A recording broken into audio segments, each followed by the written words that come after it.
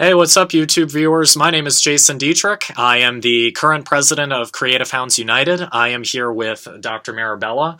He is a professor of business here at Moravian College. Dr. Marabella, I wanted to thank you for your time. And My pleasure. Glad to be here, Jason. yeah, I know it's definitely busy the last few weeks of the school year. So, Sure. but I just wanted to ask you a couple questions just for the viewers to get to know you a little bit more, as well as to show off some of your creativity aspects that you've done in the past. Okay. So, my first question is, how long have you been teaching for at Moravian, and what kind of led you to choose Moravian as your place to be a professor? Okay. Well, I think there was electricity when I started. But it's a long time ago.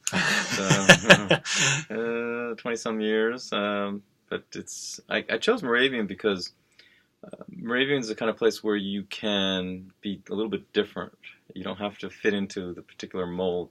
Typically, when you teach management, they want somebody with a PhD in management, and which is not a problem, but that's not what I bring. I brought a doctorate in social work and an MBA in management and undergrad in business. And so, that right up from the beginning, the fact that Moravian thought this would be a good fit made me realize that it was the right choice to come here because you can be who you are. Absolutely. Yeah, I think one of the reasons I chose Moravian was because it was definitely a small school. And I know, for example, my brother goes to Penn State for aerospace engineering. Mm-hmm. And at Penn State, they have around 40,000 students, which is, that's a lot. That was a little bit too big for me. I know here at Moravian, we have about 1,600. So I knew that the overall connection was very good between the students and the faculty. And it's nice that the faculty wants to get to know you and get to know the particular direction you want to go. And my other question was specifically, what has been your overall main impression of the creativity that's involved with Moravian students and even faculty as well? Well, it's like a blank canvas here. You can try things out. You can experiment. I've had students over the years who wanted to work with musical theater and started a musical theater group, then performed. People just, it's the kind of place where that's what college should be about, I think. It should be about experimenting. For me, my research started out with not-for-profit organizations and boards, and actually most of my research and most of my work now is related to film and theater and arts, and because I see a lot of connections between business, education, and the arts, and between the arts and economic development. So there's all kind of crossovers. It's fun because I finally feel like a whole person. It's taken a while to figure out where all this goes, but it seems to work for me. Oh, that's awesome. That's good to hear. I remember a few years ago I did a production with you, getting complete and everything, and it was a great production, and it was a great experience to be a part of it. So I know I'm very involved with theater and music here on campus, and it's definitely cool to see what each student and even faculty member has to offer, because everyone is different and everyone has their own given talents. So yeah, I wish I were. I don't live in the community. Down towards Reading, my folks are still there, and as we know, need some support and attention at times.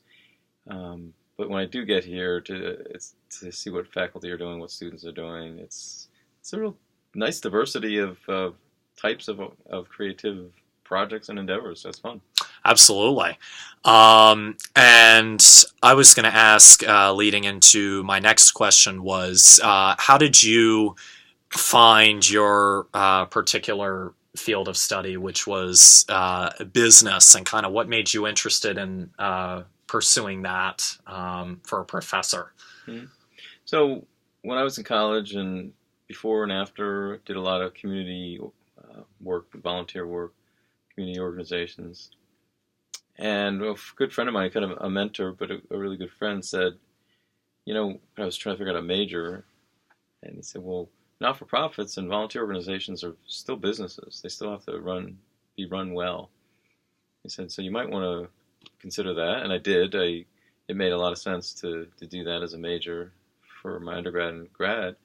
But then when I knew I wanted to start teaching, I wanted to get some more information, more sensitivity, more understanding, more awareness about the not-for-profit side, about social activism and community work, and community organizing. And so I chose the degree at Penn, University of Pennsylvania. Oh, cool. I was going to say, I know here on campus, I do some community service work. We have co-ed sorority called Gamma Sigma Sigma, and we help to promote community service. So we definitely see the value here with community service. And I love that Moravian likes to express the overall difference in diversity among the students and faculty as well, so that way we can showcase off the many different skills and talents and passions as well. And it's good that you did a lot with community service and nonprofit work and everything. Yeah, I really have. As I said, in the last couple of years, it's been focused more on entertainment. But, for when I was running the MBA program, we did a cabaret kind of Broadway review as a fundraiser, and cool. I directed another student from Juniata, a graduate from Juniata, directed his play that we presented. So, and then the play that I wrote that we presented a production here, as you know, you were part of that. So yeah, it's a great, as I said, it's kind of a great canvas or playground to test out, experiment with really various creative projects. Yeah, and it's good to definitely find your way and everything. I mean, I can't believe I'm a junior, going to be a senior next year. So it's time definitely. Where did that go? Yeah. So I know President Grigsby has said that he said this a lot, and I know he's going to say it to incoming hounds as well. But it's important that you take advantage of the opportunities that you have. And definitely pursue them, and don't be afraid to show them to everybody else. Yeah. So I was going to say my next question was specifically in terms of K through 12 education and even college education as well. What is one thing that you really wish about teachers or just people in general should know about the creativity of students in educational aspects? About that, I guess what's important is that creativity isn't just an add-on or a nice thing to expand. To develop people's creativity isn't an afterthought, or shouldn't be. Creativity is a really important aspect of any individual's development, even if they don't think they're a creative person. Right. But the outlet and being able to create, whether it's for personal development and growth, whether it's a modality of therapy, formal or informal, or whether it's just self-expression, we all need to be expressed.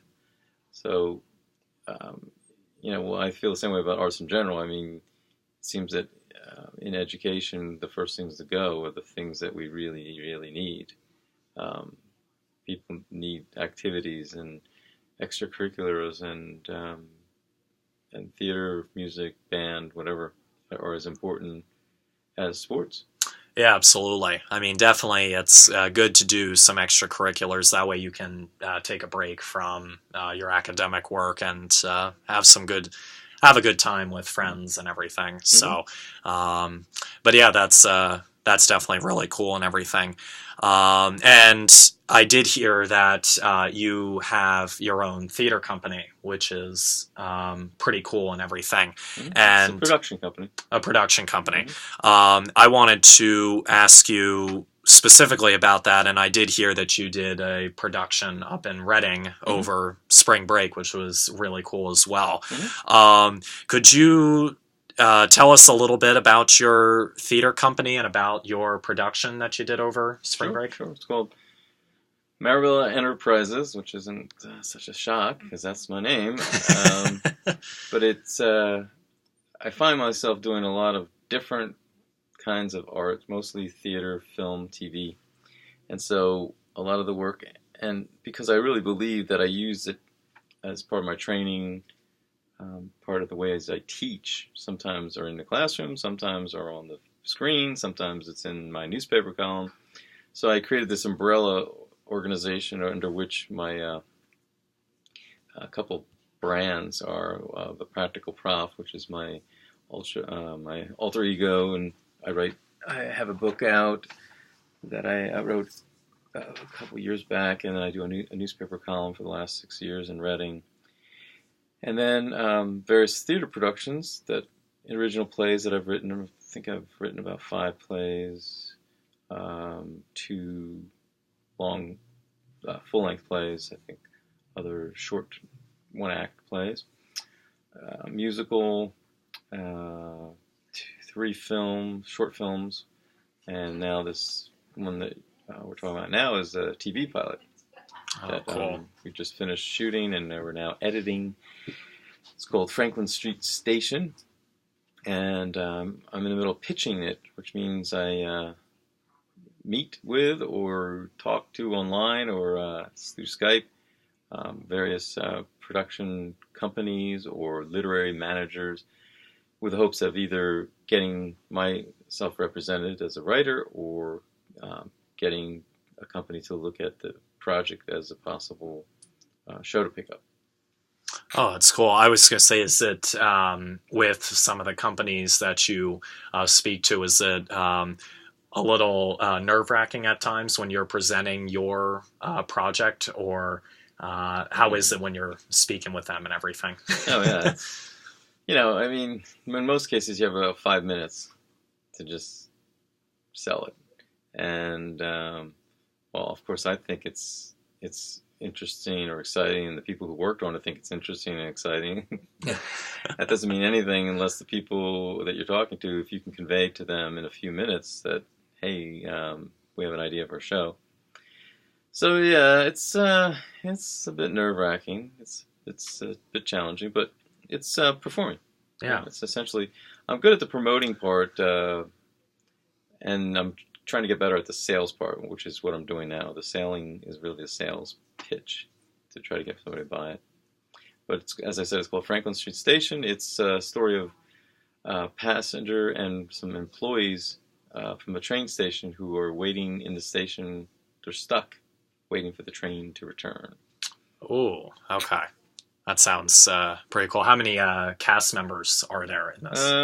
Principal cast is 7, another 6 or 7 supporting, and we shot on weekend over, as you said, over break, and one of the days we had extras. We had about 100 extras.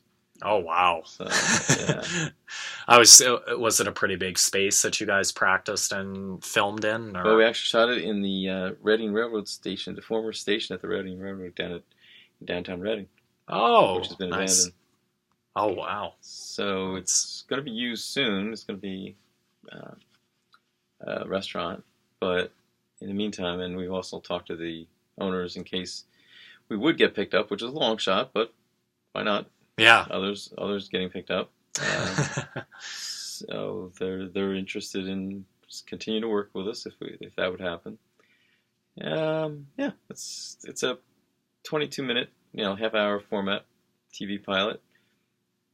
It's I wouldn't say it's not a sitcom by any means. It's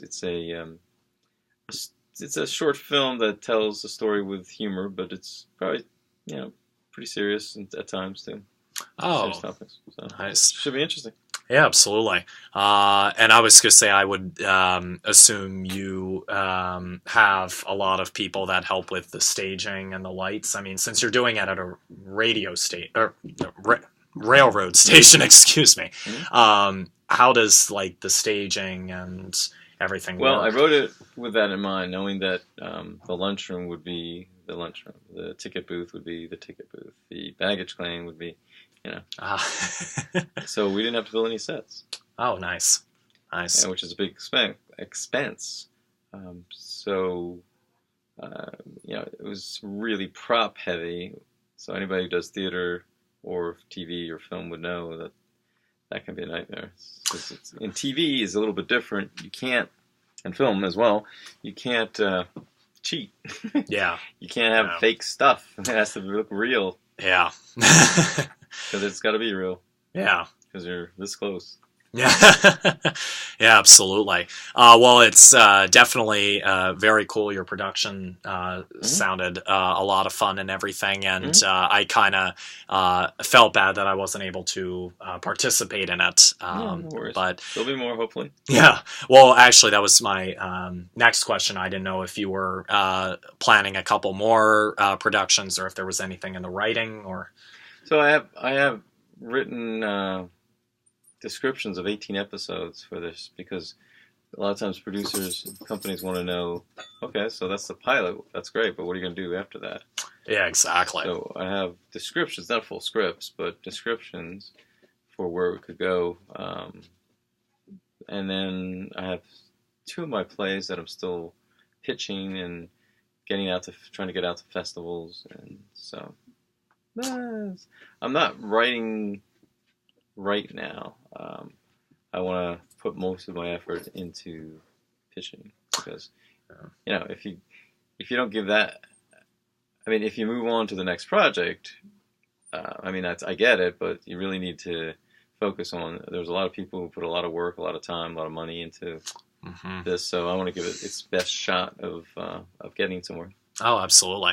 Yeah, I was going to say, I know with some of my experience with theater, I haven't, other than like your production that I did a couple of years ago, I haven't really had too much of an opportunity to do theater much, just because of my schedule and everything.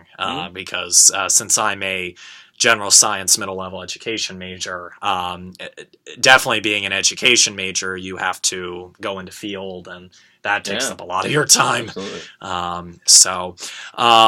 But yeah, that sounds really cool. So that wraps up this interview, ladies and gentlemen. First of all, like I said, on behalf of myself, I wanted to thank all of you guys for watching and tuning into our interview. Dr. Marabella, it was great to see you again, and Thanks. Appreciate it. Thank you for taking time out of your schedule to meet with me as well. Sure. But please, if you like this interview, or if you want to learn a little bit more about Creative Hounds United here at Moravian College, please subscribe us on YouTube. If you log into YouTube, just search Creative Hounds United. There will be a subscribe button. You'll get to see some of our other videos that we've done in the past. And you'll also get to see the video that we will be posting shortly with Dr. Marabella. And also take the time to follow us on our Twitter, Facebook, and Instagram page. And you would search at Creative Hounds United. So definitely, when you get the chance to, if you want to learn more about us, please do so. So looking forward to hearing from all of you outside the camera here. And Dr. Marabella, thank you again. Thanks. And we will see you all again next time. Take care. Bye.